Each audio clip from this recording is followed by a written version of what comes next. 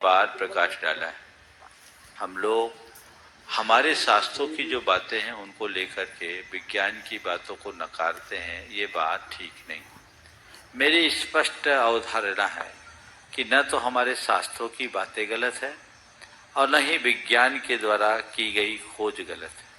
आज जब स्पष्टतया हमारा यान पहुंच रहा है, वहाँ व्यवस्थित तरीके से जा रहे हैं, तो उसको हम कैसे नकार सकते? तो फिर ये क्या है?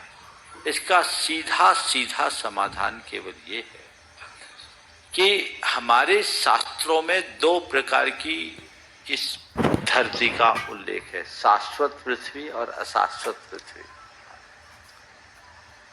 हमारे जो शास्त्रों में वर्णन है वो सब शाश्वत पृथ्वी का है और हम जो रह रहे हैं वो अशाश्वत पृथ्वी।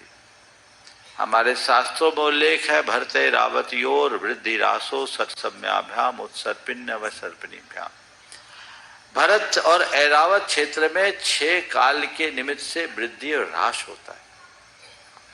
ये अशाश्वत धरा है। इस अशाश्वत धरा की जो विस्तृत बातें हैं वो आज हमारे शास्त्रों में सुलभ नहीं, पर इसके बीज हमें दिखाई पड़ते हैं।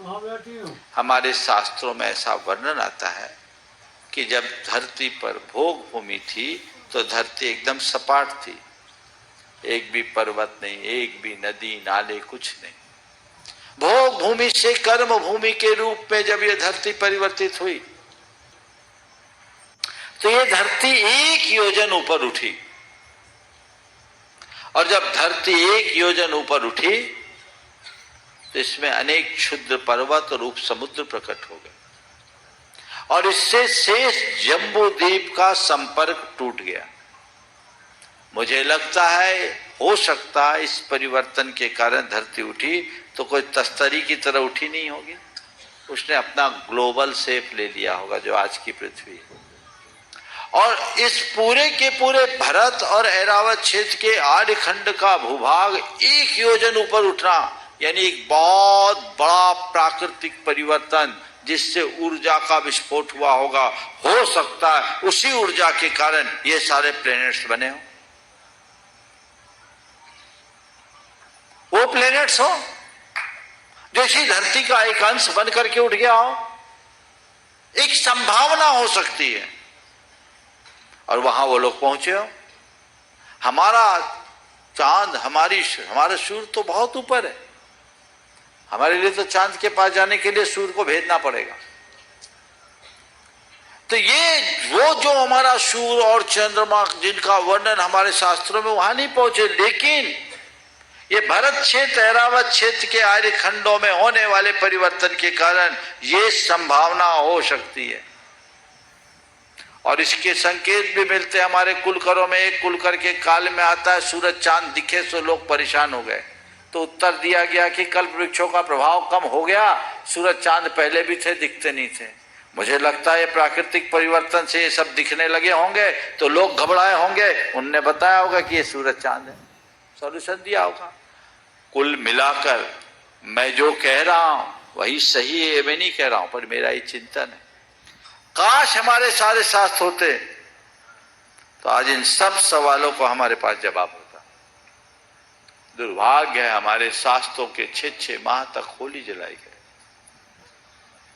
हमारे यहां एक उल्लेख आता है गंधहस्ती महाभाष्य का, जो तत्वार सूत्र पर आचार्य समंतभद्र महाराज की टीका थी, 16,000 श्लोक प्रमाण। आज वो नहीं है, उसका उल्लेख कई ग्रंथों में है। अगर वो ग्रंथ हमारे पास होते तो शायद बहुत सारी समस्याओं का समाधान हमें मिलता। इसलिए इन बातों को लेकर जिसे विज्ञान स्पष्टतया हमारे सामने दिखा रहा है, नकारना कतई उचित नहीं है। उसको उस दृष्टि से स्वीकार करने में कोई संकोच नहीं करना चाहिए। और जहां तक बधाई देने की बात है तो चंद्रयान का सफलतापूर्वक आज विश्वमान्य लोकमान्य चंद्रमा पर पहुंच जाना पूरे भारत के लिए गौरव की बात है। इसमें क्या बात है? आगे चलकर ये कई बड़ी उपलब्धियों का कारण भी बन सकता है। और दक्षिणी ध्रुव पर तो शायद पहला यान पहुंचा है। ये एक और बड़ी उपलब्धि है। और इसको लेकर के हम कहे नहीं, ऐसा करने से जिन आगम के विरुद्ध चला जाएगा, ऐसा मत कहिए। हाँ, ये बात कहिए, कह सकते हैं कि भाई जिस चंद्रमा की बात ये कर रहे हैं, अभी वो असली चंद्रमा नहीं है, पर जहां गए लोकमान्य चंद्रमा है तो हम मान ले। जैसे आज जो परमाणु की बात साइंस करता है, जैन धर्म के अनुसार वो अनंत परमाणुओं का पिंड है, फिर भी हम परमाणु को परमाणु बोलते हैं कि नहीं बोलते? वह व्यवहार परमाणु है। इसी तरह हम व्यवहार चांद मान ले, क्या दिक्कत? अनेकांतात्मक दृष्टि लेकर के चलिए, एक सीमित दायरे में मत बैठिए और हर चीज के लिए बहुत ज्यादा द्रावड़ी प्राणायाम करने की आदत से बचिए।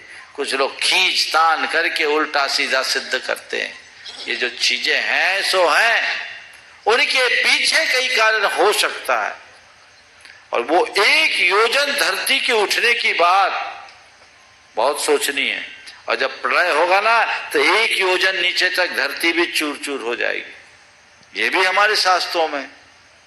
तो एक बहुत बड़ा बदलाव उस काल में हुआ, उसका ये परिणाम में भी हो सकता है। ऐसा नहीं बोल रहा हूं मैं, क्योंकि आज मेरे पास सर्वज्ञ नहीं है, लेकिन ऐसा एक चिंतन है। और इस चिंतन पर यदि विचार किया जाए तो मैं समझता हूं बड़ा उपयुक्त समाधान सबको प्राप्त होगा।